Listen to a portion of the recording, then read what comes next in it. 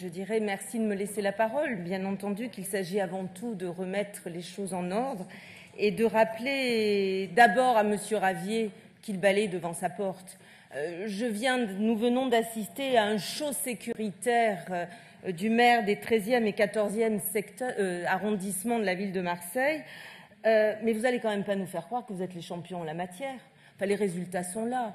Que ce soit dans les 2 villes que j'avais déjà citées en exemple à l'occasion d'un précédent conseil municipal, pas de directeur de la police municipale, pas de vidéoprotection dans les mairies FN. Pire encore, voilà qu'un maire FN veut remplacer la police municipale, la police nationale par la police municipale. Mais finalement, que connaissez-vous des missions de la police municipale, monsieur Ravier? Mais savez-vous vraiment de quoi vous parlez? Mais quelles sont vos propositions lorsque vous vous arrêtez sur un rapport comme celui que nous évoquons, qui a fait rentrer la sécurité à Marseille grâce au maire de Marseille dans la modernité? Avec vous, nous reculons. Un bouton pressoir. C'est tout ce que vous avez retenu d'un dossier. Vous savez que nous avons investi plus de 12 millions d'euros dans la vidéoprotection à Marseille.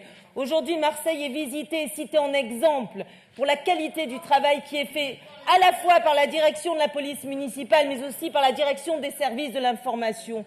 Mais vous croyez quoi, monsieur Ravier? Il ne s'agit pas de regarder la sécurité par le petit bout de la lorgnette. C'est quoi votre credo?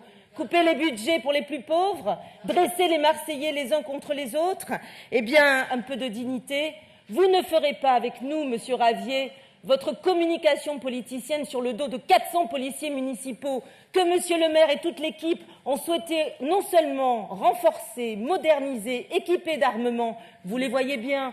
On vous l'a dit, c'est même la chaîne régionale qui vous le rappelle, près de 4000 interventions dans votre quartier, dans votre secteur. Alors parfois vous me saisissez pour intervenir sur le stationnement, puis parfois vous me dites c'est intolérable, trop de sanctions du stationnement. Mais que voulez-vous? Vous êtes véritablement dans la contradiction. Écoutez-moi, respectez la police municipale, respectez ces hommes et ces femmes qui font aujourd'hui un travail et qui répondent à un service public des plus exigeants. Enfin, je n'ai pas tellement entendu vos critiques auprès de M. Cazeneuve. Finalement, vous les avez abordées, peut-être parce que depuis quelque temps, vous êtes dans d'autres hémicycles. Non, pas du tout, M. Ravier. On ne vous entend pas sur les engagements tenus, soi-disant tenus par le gouvernement pour la sécurité des Marseillais. Non, mais ça vous intéresse pas. Parce que ce qui vous intéresse, et c'est ce que vous êtes en train de démontrer, M. Ravier, c'est que vous et le gouvernement socialiste, vous êtes les mêmes. Vous êtes, on le sait bien que c'est grâce à vous qu'ils existent. C'est grâce à vous qu'ils font une politique catastrophique qui met la France et les Français à genoux. Ils passent leur temps à vous servir de marchepied. Vous êtes les 2 faces de la même pièce, monsieur Ravier. Personne n'est dupe. Vous œuvrez pour vous-même dans un but bassement électoraliste.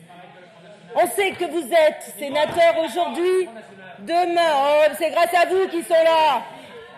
Aujourd'hui sénateur, demain à la région. Et mes chers collègues, pourquoi pas à la députation, aux législatives? Vous cumulez, mais vous ne travaillez pas dans l'intérêt des Marseillais, monsieur Ravier. Vous savez, la sécurité, monsieur Ravier, c'est protéger, c'est de la cohésion sociale, c'est tout ce qui a été évoqué aujourd'hui. Plutôt mieux on est meilleur que vous. Et puis c'est aussi du courage, monsieur Ravier. Et ce courage, il est sur le terrain, non pas dans les hémicycles ou devant les caméras, comme il a déjà été rappelé tout à l'heure.